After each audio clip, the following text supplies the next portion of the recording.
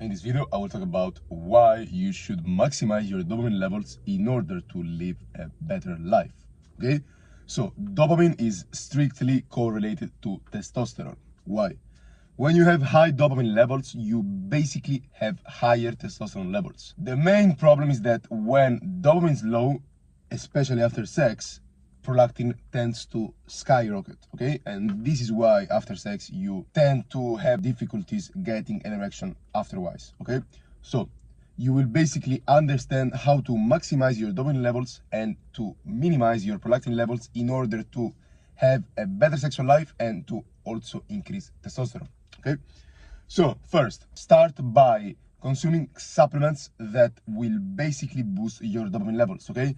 One of the best is definitely mucuna pruriens, because mucuna pruriens contains an amino acid called L-dopa.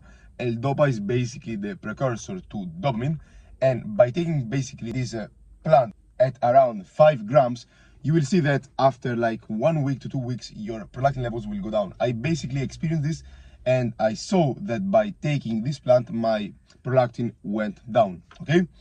Now, as I said earlier, when you have high dopamine, you basically have low prolactin, because dopamine antagonizes prolactin, okay?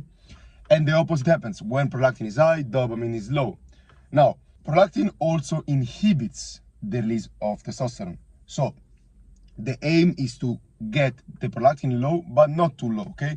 Low so that it does not interfere with testosterone production and with dopamine. Especially if you're having sex, one of the best things to do is actually to take before sex mucuna pruriens. Then you can actually take some precursor to dopamine, or you can even take some coffee, okay? The problem with coffee is that when you take coffee, caffeine stays in your system for a lot of hours, so it takes time to get it off your body. So for this reason, what I would take is actually mucuna pruriens. Second, try not to reach too high serotonin levels, because serotonin actually inhibits erections, okay?